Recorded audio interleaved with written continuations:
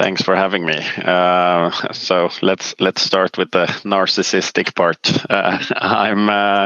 My name is Hjalmar. It's a terrible international name to have when working with startups, but it makes it a little bit more memorable because no one remembers really what it is because of its pronunciation. I have been running Karma for 5.5 years now, approximately. And before that, I ran a startup called Responster, and I did that while I was studying. So I'm pretty far outside my field. I'm a medical doctor, and I worked in the addiction A&E for about 1.5 years after graduating, which was fun is not the right word because it's addiction A&E, but it was fun. I mean, it's as fun as it can be. I just the startup that was called Responster that I created during my education started to function well enough so that it sort of was creating a life of its own. From medicine or medical doctor, that background, what brought you to the startup side? I'm just curious.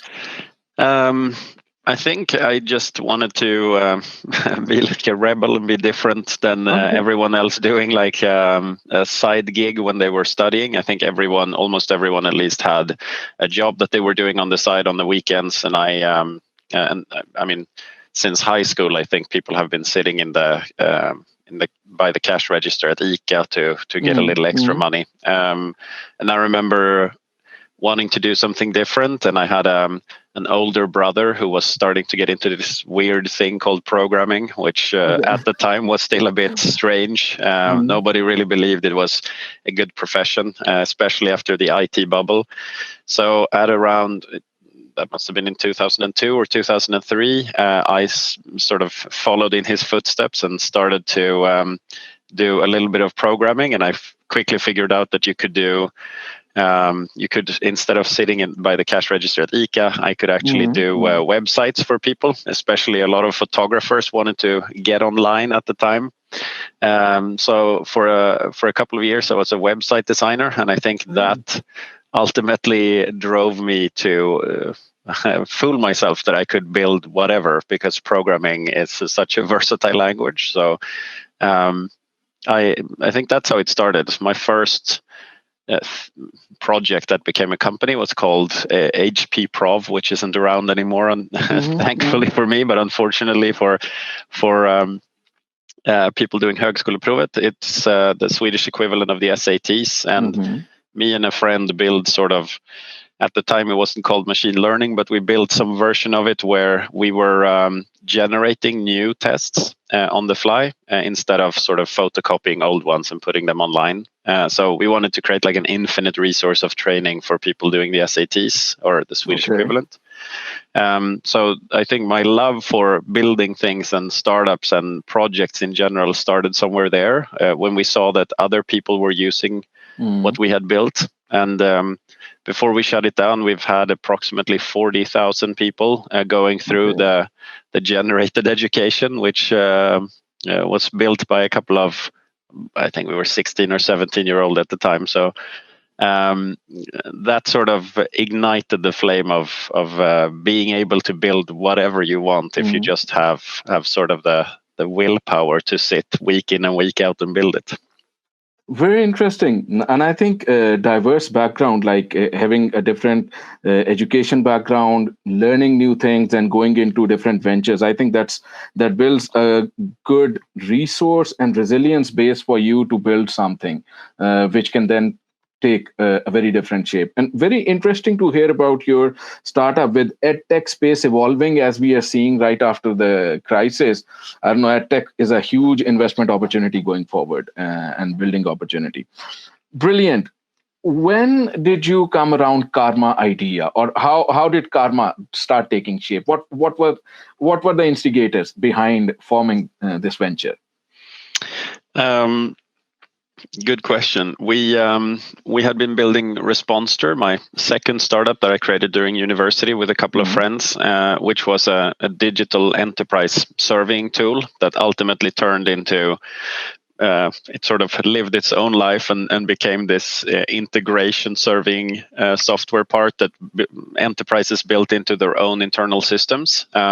So you can hear it's not the sexiest startup you've ever heard of, but it's it was fun building it. But we all felt when it started to become more real and became a company, and we had employees, and it was it started to become this own entity. We had a sit down and said, like, okay, if we're going to do this, if we're going to abandon our educated careers to go pursue this dream of building something big, is it enterprise serving software that is our lifelong dream that we want to build? And I think we all jointly agreed that that's not the case for any of us. It was sort of a happy accident that we ended up there. So instead we said, but hey, if we're doing this, and if we're going to be this team doing it together, then what is it that we really want to do? And at the time, the only thing we knew was that we wanted to build something that was globally scalable and that was used by an end consumer. So we didn't want to go the business to business route. Those were the two initial sort of drivers for ideating around what should our next venture be. And we came up with Karma. It was still named Karma at the time. It was actually a placeholder name from the beginning. It turned out to be it turned out to be a fitting placeholder when we actually ended up on the food waste track. But from the beginning, Karma was actually a deal application. So we built a crowdsourced version of Groupon is probably the best way to describe it. And you can hear only by describing it that way, it's already a too complicated idea to sell to an end consumer. So yeah, we started as a deal platform because we said, what's the one universal thing that we can create that will make this a global platform without us having to, reinvent it for every single market we come to and adapt it to where we're going. And we said a really universal feeling is to make a good deal. That's it's the same in Japan as in Canada. So we said if we can create the feeling of like, oh, I just made a really good deal, regardless of where that feeling comes from, then that's a winning concept. So that has always been at the core of Karma. Okay, so very good that you focused on two very clear metrics to like you kind of put them in front of you before you actually ventured out. That is global scalability and end consumer based product. I think that's a great way of that's a great learning for startups. Even when I'm coaching, when we meet startups, we tell them that it's very important to kind of set some rules in front of you initially, and kind of because that kind of filters your thought process as to what you want to or where you want to go. Which year was this? And was it Stockholm when you were building the initial version, the first version of Karma? Yeah, this was Stockholm back in 2015. And to your point there, Naimul, there's I think the most important lesson we learned from setting that scope was that it was way too big. Like we realized that we should start much smaller, and I think that's something that I try to tell people starting businesses as well. Like if you can get 10 people to love your product, that's better than 1 million people liking it. And I to this day hold that as an absolute truth when building something. So I think it's way more important to get it right for a few people than get it okay for a lot of people, because it's so easy to get destroyed by someone getting it right if you only have it okay. Great learning. First 10 customers or people who will fall in love with your product. I think that's a very, very clear and practical learning. Hjalmar, thank you for putting that out. When did you start thinking of the Karma as it exists today? When did that switch happen? What were the reasons behind it? So that actually goes hand in hand with what we just mentioned. But basically what happened was 9 months in after launching this deal platform, we saw that we got a lot of users. I think we had a couple of tens of thousand users who had downloaded the app and sort of were checking out the deals that we had put on.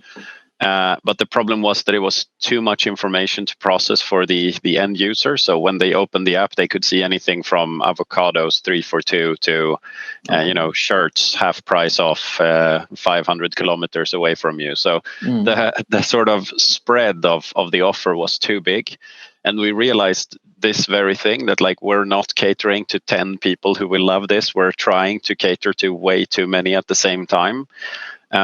And we sat down and said we were running out of money. We had raised a little bit of money from angel investors who are still with us today. I think we were the only thing we had shown them at that point was that we had an idea and we were able to burn money around that idea, not much else. So we sat down and said, like, okay, we have two options. Either we just kill this thing and we throw in the towel and give up, or we go three options actually, or we go into consulting to just make sure that we can make a living. We have the team at least. And the third was, or we say, what is it that we have built so far, and can it be used to actually create something that people will love? And we saw that there were restaurants on Karma at the time who were uploading food at the end of the day. So there were some places who were just uploading as a deal in the sort of myriad of deals on there, that we have some surplus. We produced too many lunches today, so you can get them before we close shop. And we saw, I don't know why, but we saw that deal and we said, like, if this restaurant, because it was a pretty high-end restaurant in Stockholm, if this restaurant has this problem, wouldn't everyone have this problem?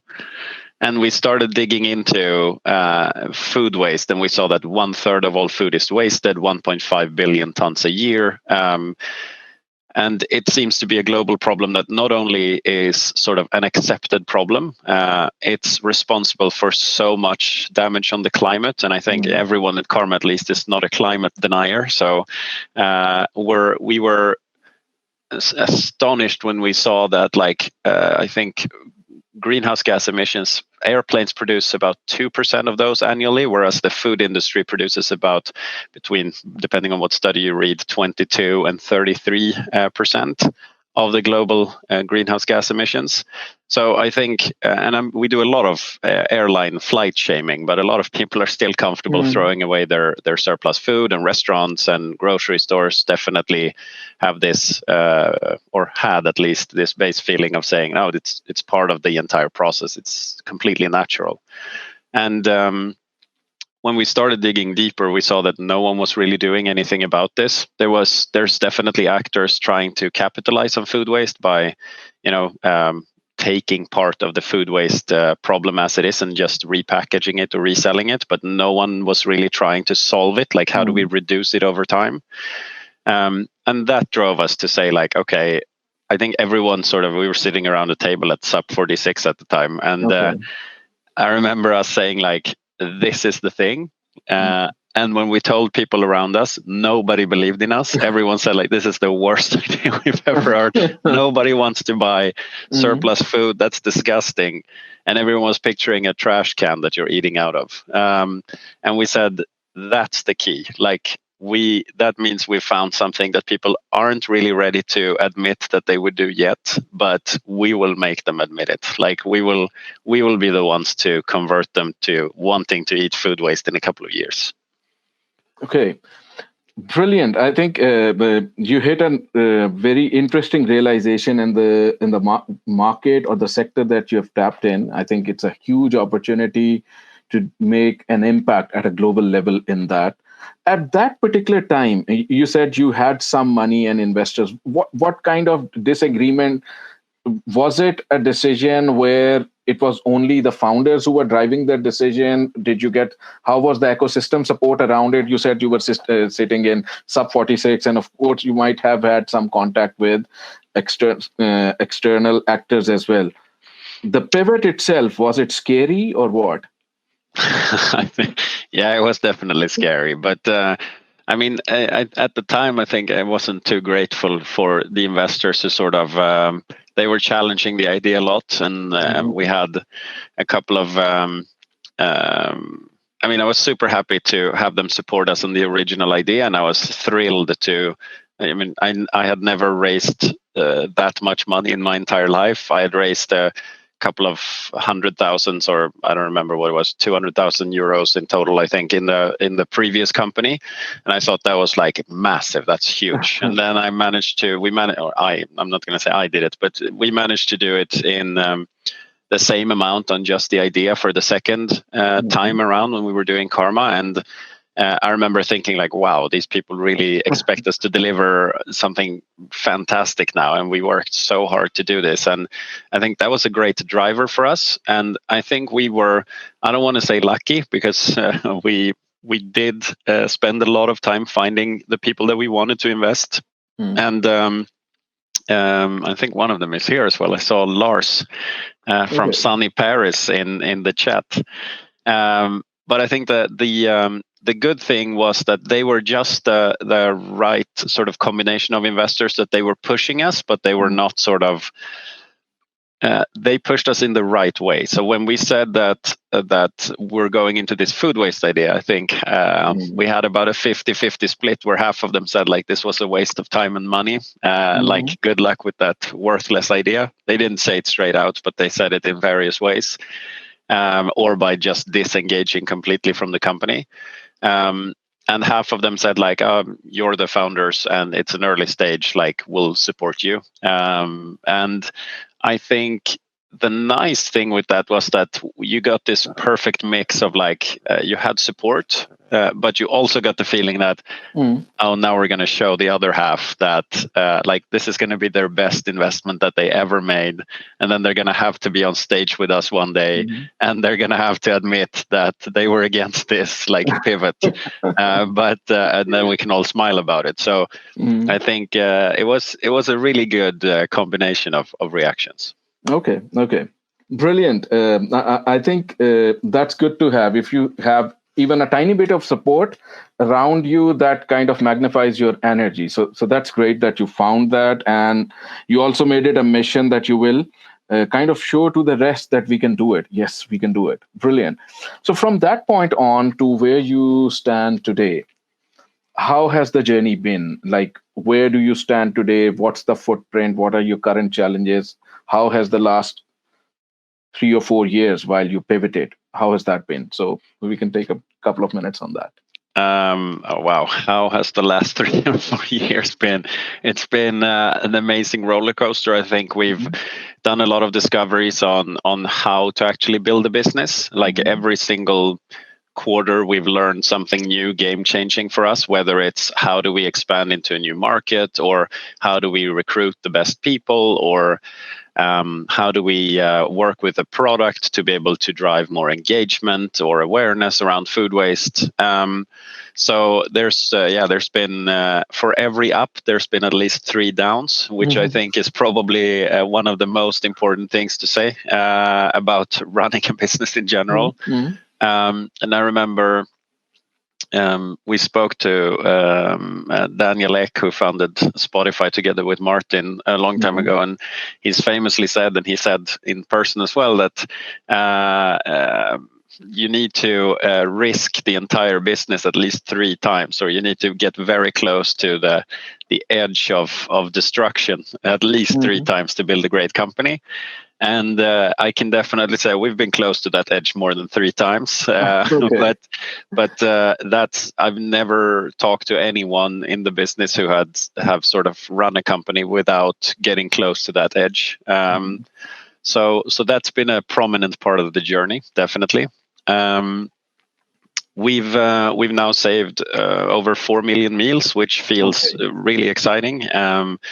We have a really diligent user base that keeps pushing us to do better. I think one of the most exciting developments that we've done over the last couple of years is that we're the only platform currently collecting data on every single item that's sold on Karma. So one of our long-term missions, as I stated, is that we want to actually reduce food waste over time. So we are our own worst competitor in that sense. We want to make sure that everyone that we work with produce less food waste than they did before they worked with us. And I think that mission has been the most challenging one. It's meant that we've had to focus on how can we actually solve this problem over time, not just repackage and resell it. And that's, I mean, if we were just doing we're going to sell food for half price for eternity and we're just going to take a slice of this problem and live off of it, then that would have been a very different journey to us. I think that would just have meant that we built a product and then started to expand geographically. But here we are still figuring out how we can work with restaurants and grocery stores and understand how we can implement in their chain so that they actually produce less at the end of the day. Okay.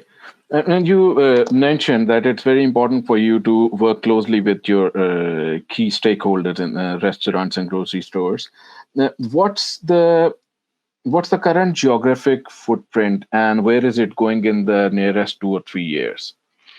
So we're currently in Sweden, we're in the UK, and we're in France. We're working with around 10,000 retailers that are helping us to provide both data, and a lot of them are also selling on Karma to take care of the surplus that they produce today.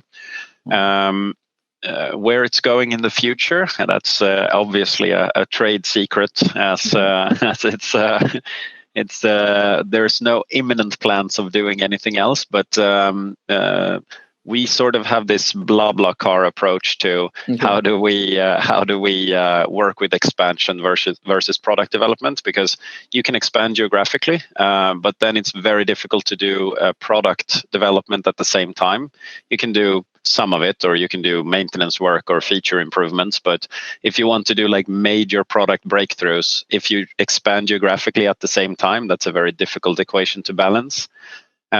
So we have sections where we do geographical expansion, and then we say, okay, now we've done this expansion, now we're going to solidify this expansion, and we're going to focus back on product development, and we sort of swing between the two.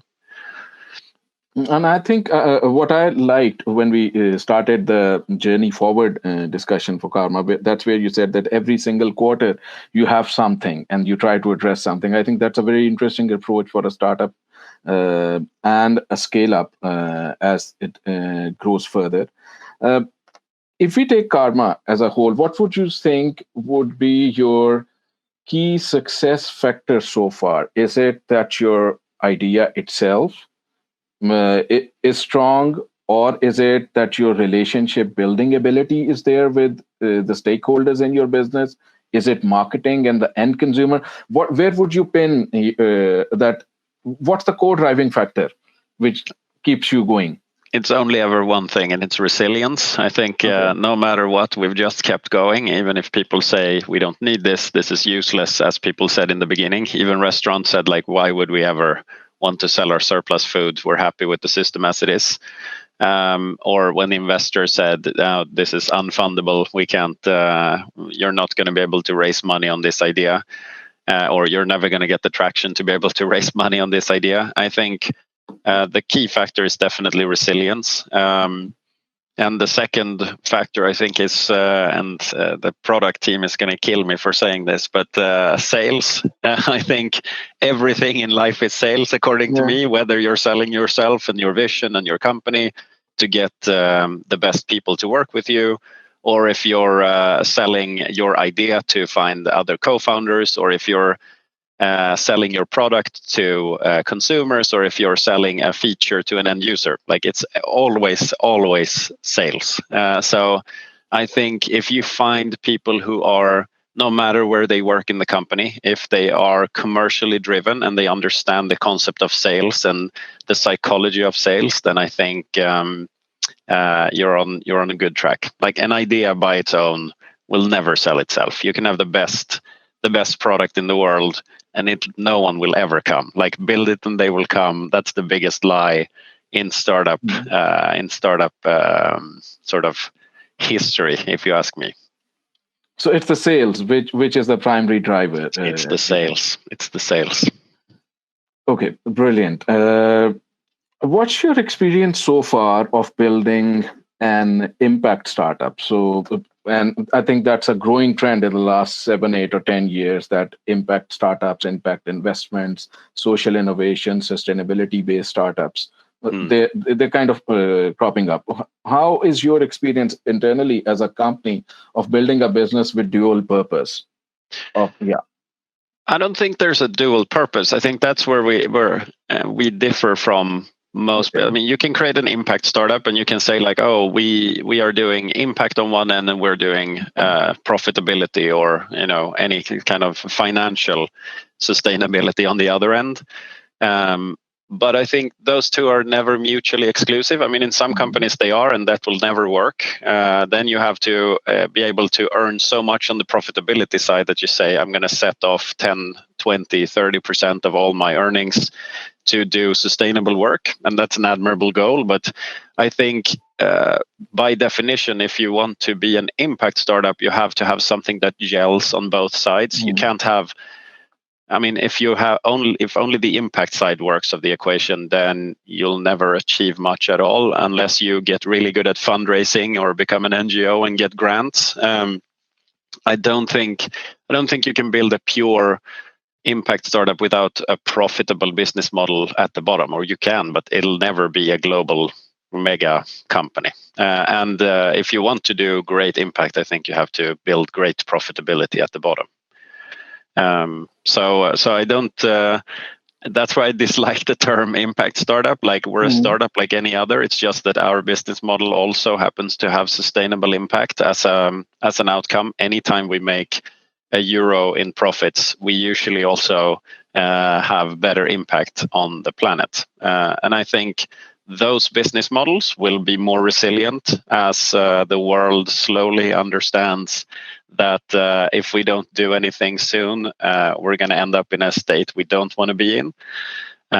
So to me, it's more about, I would rather be called like an impact/profitability startup, because I think impact startups have sort of the notion of that you can build a startup that only focuses on impact. And that's not a company, that's an NGO or a charity, or which is equally or not, if not even more admirable to build, but very difficult to scale.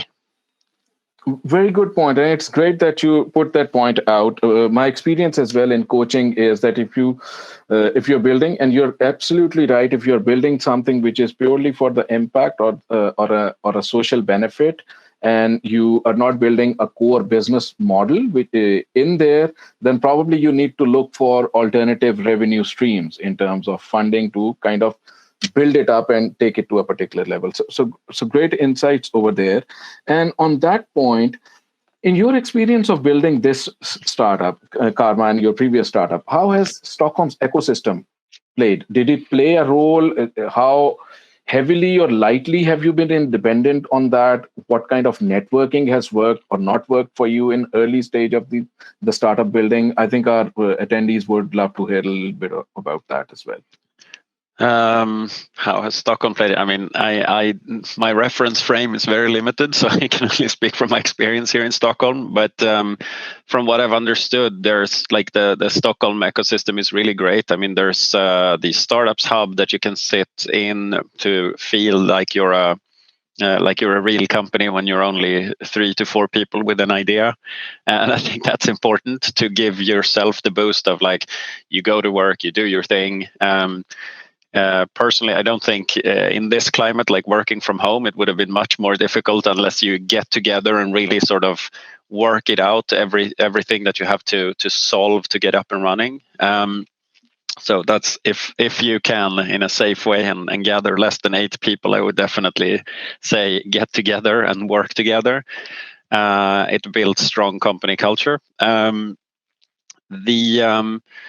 The other thing is definitely investors, and I think we have a great angel investing network in Stockholm. I don't know the size versus the number of startups, but I definitely didn't have much problem getting in touch with angel investors in the beginning. And to me, I honestly don't remember. I think we went to a couple of events and sort of, just were audacious enough to go up to someone and say like, hey, you're an investor, like listen to my pitch. And they probably hated us because everyone did it. But I think, again, like we were resilient. I remember one of the investors who are very much involved in the company today, he was on stage talking about his entrepreneurial journey.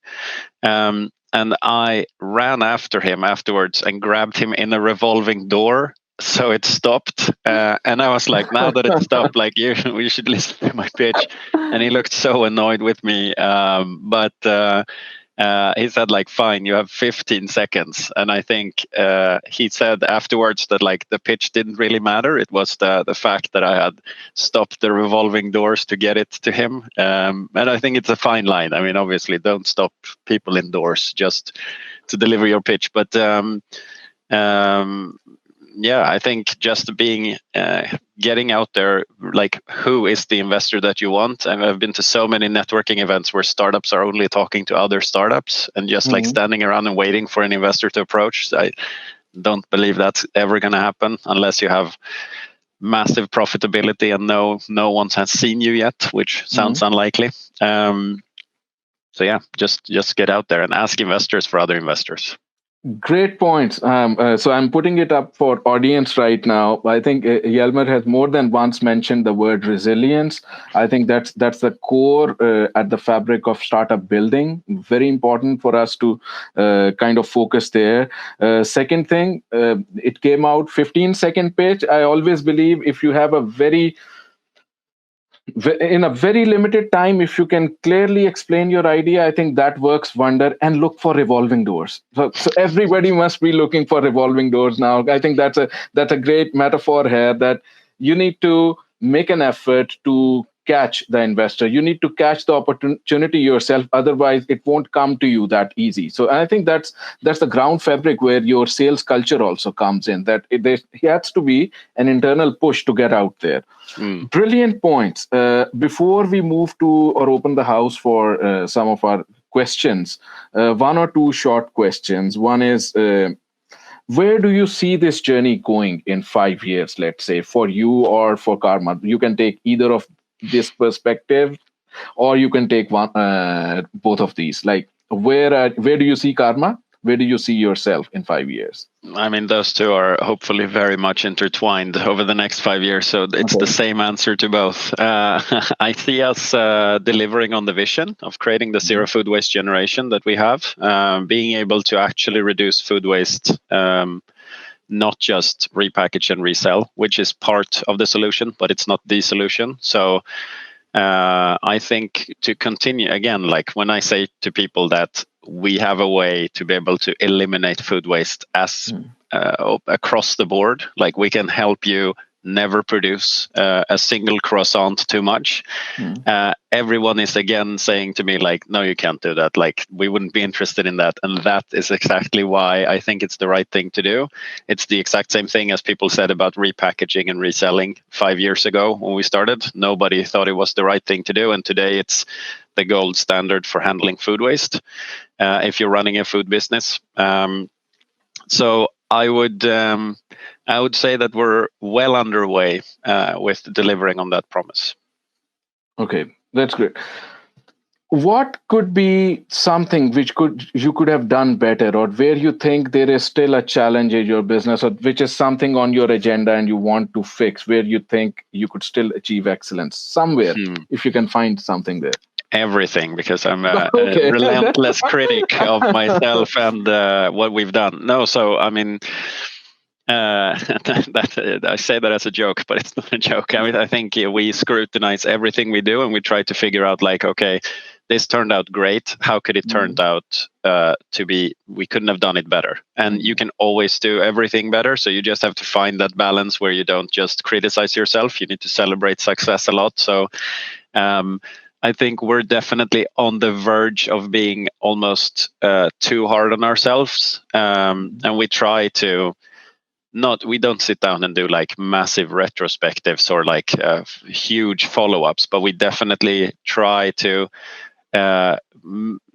sort of do a conscious effort to go through what did we just do, how could we do that better, whether it's recruiting someone or whether it's we're trying to deploy, like we've deployed so many features and ideas that didn't gel, and just realizing that and say like, we're going to kill this thing. Like even if it took 3 months to build, we're going to kill it. It's not ready. Like it doesn't work yet. We didn't get it right. So what are the other things we could have done? we could have started Karma. Oh, probably not. I mean, timing is also a lucky thing, and I think we're good on timing with this idea. I was going to say we could have started early, so we missed the pandemic a little bit, but then we would probably have other problems. So I don't know, to be honest. I mean, probably a million things if we start digging into the details, but nothing major. I think every journey has its purpose, sort of. So everything that we've done wrong, we've learned something from, and we've done it right the next time over. So as long as you do that, I think doing wrong is an expected outcome that you should hit all the time during your journey. I think very, very important learning here. And I like what you said about reflection. Being not too hard on things, but still taking the time and buffer to reflect on things. I think that's crucial to kind of be in an introspective mode and see, okay, what worked, what didn't work, and then take some action. Great. One last question, and then we move on to Marina. And that is, how is the any differences happening in market, or any things that you see which could change the business model or something in your business based on COVID-19, if this prolongs and everything? I mean, we during COVID, we actually launched the Karma Box, which is a subscription service for fruit and veg, just so we can, because we've had farms reaching out to us and saying that they now have a huge surplus of a lot of perfectly good fruit and veg. So we did an emergency setup to be able to get that into the hands of people during a very difficult time to get access to good food. I could see that living on. It's a temporary thing for us, but it can definitely become a permanent thing. The other thing I would say is just one thing that it's done is, it's been digitalizing the entire, like every single industry is now knows what Zoom is. I think that happened before COVID-19.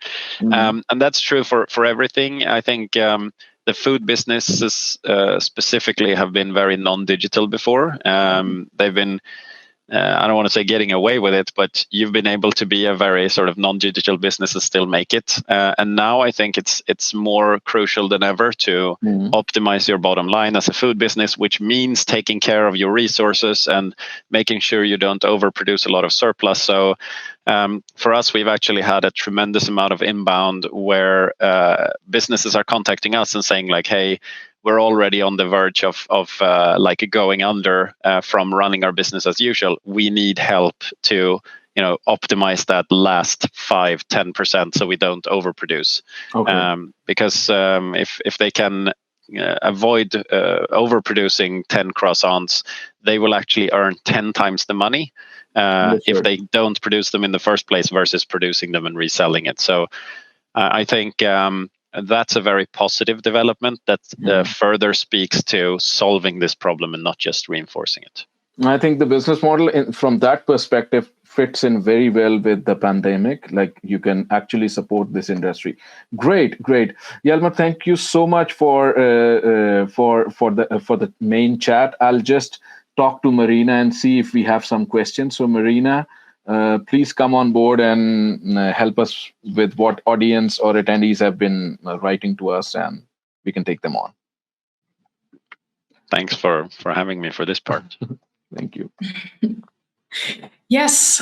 Hi, everyone, and thank you, Naimo, and thank you, Hjalmar, for a very interesting conversation. It's super interesting to hear the behind-the-scenes story of how you got into the food waste problem. And yes, we have a bunch of questions, actually, so I will just go straight to it. And I will start with Leif's question. Leif is asking, what are the reasons when a partner, with that being a restaurant or a cafe, decides not to work with you anymore, if that even happens? What would be the reason? Really good question. Most of the time it's because the person who was running Karma at the restaurant has moved on to some other venture, and they've never handed it over. Like, most of them don't have a fantastic handover process. So then it falls between the cracks, and then we will reach out and say, hey, what happened? You were like doing really well. We were getting data on everything that you were doing, and now it just stopped overnight. Did you solve food waste? And then they usually say like, oh, the person who was running Karma has moved on. That's the primary reason. Other than that, I would say it's businesses that that have an intrinsic problem of like getting the bottom line to work as it is. Like if you have problems getting your restaurant to even function on a normal basis, food waste is usually, unfortunately, not on the top 10 priority list. You rather look to how does your operation work? How does your purchase behavior works? And a lot of restaurants are actually stuck in that sort of loop where they are so busy focusing on the core of running their restaurant that they never get to these important parts, even though it can save them a lot of money. Those would be the two top reasons. Wow, sounds super interesting. So the next question will be from Laurent. Are you engaging in partnerships with organizations, consultancies, actively working in the space of food waste with restaurants, hotels, and is it the same root cause in the problem? Like if you problematize, would it be the same root cause when working with in partnerships with organization and consultancy, working with restaurants, hotels, and I don't know if I understood that question correctly, but if you're asking if we do partnerships with other sort of actors in the food waste space, then yes, definitely. It depends a little bit on our capacity, where we think we can have the biggest impact. A lot of, I don't know if this is answering the question, so please correct me if I'm wrong. Yes, I'm noticing that maybe I didn't read the question. I didn't understand it myself. So I think, you were on the right path. That it's more about if you partner up with the organization and consultancy actively working in the food waste space. We do if it makes sense from an impact perspective. There's a lot of organizations and people who want to be either do a collaboration with us or be associated with us, and we spend as much time as we can trying to sift through that to say, like, is this something that is ultimately going to make sure that more food is rescued, or like we've done a lot of partnership with Save the Children and Matmakarna and a lot of others where we've actually seen, like, okay, there's a very clear positive impact outcome here, not just that we raise awareness to both of our companies. That's not really the end goal for us. So if we see that clear impact, then we'll definitely do partnerships. Fantastic. Yes, so Christina is asking, do you think food waste safety laws was a big problem for you to start Karma or to work with Karma? That's a good question. And it was a little bit in the beginning. There was no real regulations from reselling food waste, but there was a lot of regulations around, for instance, reselling food from a buffet or cooling and reheating food waste. Like there's a lot of rules and regulations around that. We've made it very clear what's legal and what's not legal in the food waste space, and we use that as information to our sellers, because we can't be the controlling agency here and make sure that they don't reheat stuff from the buffet. But we make it very clear to them that they have one strike, and if we get a complaint from any food safety perspective, then we will forward that to them and make sure that they're not on the Karma platform if it repeats. So we've put that responsibility on them, because ultimately they are the food business in the first place. So they should be following those laws and regulations as it is with the regular food. Yeah, sounds really good. A really good question, and it's a tricky field to navigate with the rules and regulations. But again, like if you're building something that has rules and regulations around it, I would say try to not become a controlling agency, because it's difficult enough as it is building a non-controlling agency. Yes, that sounds great, and it's good that you make sure that the responsibility stays with them so that they don't avoid the problem in the first place. That's great. And then we have a question from Vera, who's asking if COVID had any negative impact on Karma, and if yes, how did you overcome it? It did, definitely. I mean, I think in Paris, for instance, where they did a very strict lockdown, we lost about 90% of our transactions overnight. So yes, it did have a negative impact, and we've seen a sort of a slow crawl out from COVID. Now we're entering wave 2, but thankfully, from a business perspective, we anticipated that a wave 2 would come. Here's where 5.5 years of medical education came in handy. Not that we have a perfect prediction model, but we did assume that it was going to be a second wave. We've been very conservative with how we approach sort of continued growth of the business during this phase. I mean, obviously, we're going to have to go into a mindset of, okay, we have all of these users, we have all of these retailers on the platform. How can we help them through the pandemic? Because it'll end at some point. If we try to push our product or push our solutions during a pandemic, like, everyone's going to hate us. So it's a very short-term win for us, and it's definitely a long-term loss for everyone. So we've decided early on to be the good guys here and try to do partnerships and how we can support the hospitality industry instead. And I mean, it's financially, that's of course us taking a hit, but it's the right thing to do. So I think it's. I hope that it's worth it. I hope that that at the end of this we can say it was the right thing to do. Fantastic. Best of luck with that. Sounds like the right thing to do indeed.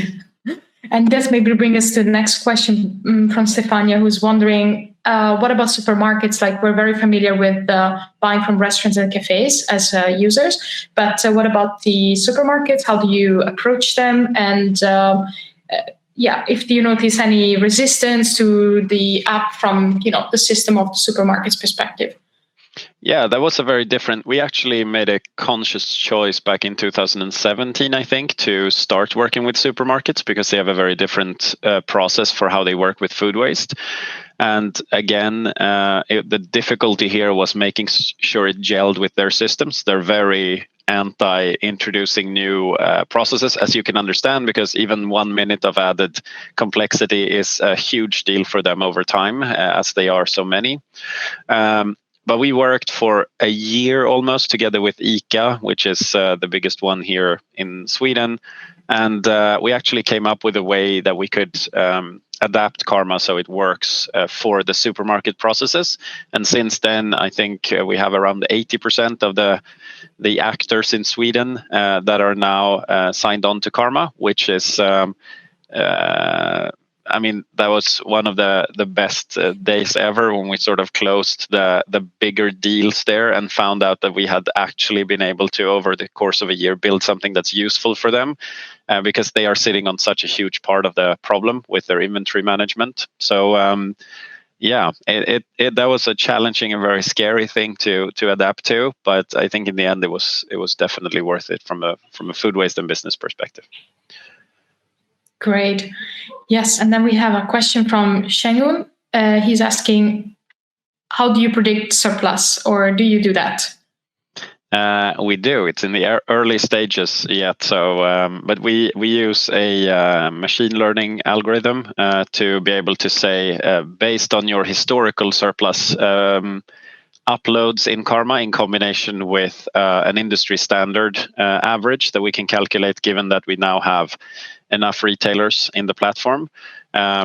We can combine that with seasonality variances that we've seen now with a couple of years of data and do an estimation of what is it that you would have to produce today to end up on zero food waste. So again, we have a very big error margin as machine learning models today is both fickle and sort of early stage, but we're getting better every single day. And the nice thing is that it's not even about someone having to buy the surplus. As long as they upload it to Karma, we actually increase the accuracy of those models. So we're now in a position where we're starting to let retailers try this thing. So long term, this is definitely what we want to achieve.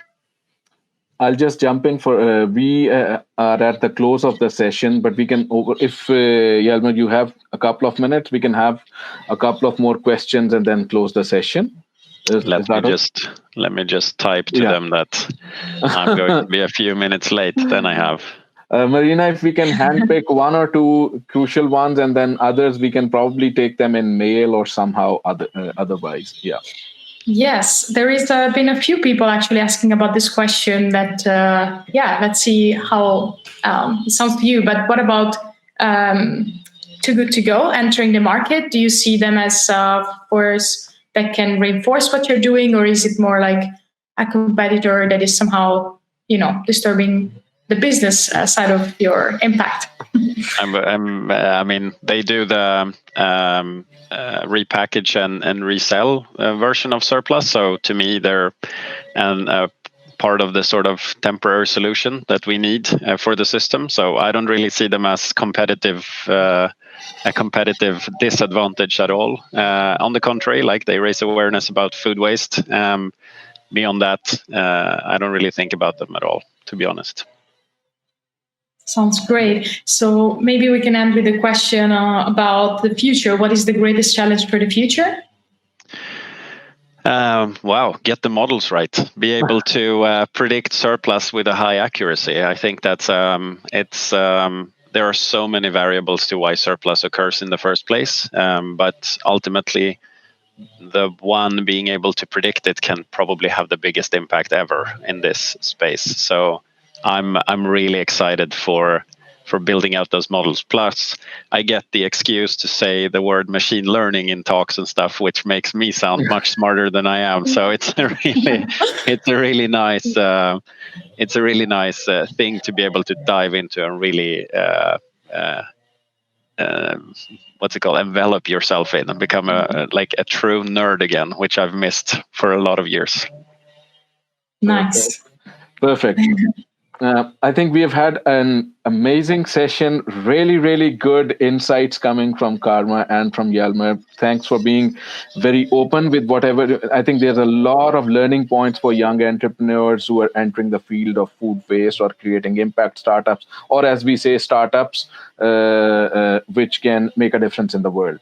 So thank you so much for joining us today and for being here. I'll also like to thank our partners and the Stockholm Startup Grind team and our attendees who have raised such interesting questions. Thank you so much for being here. And do follow our next events, which are coming up on 10th December and 22nd January.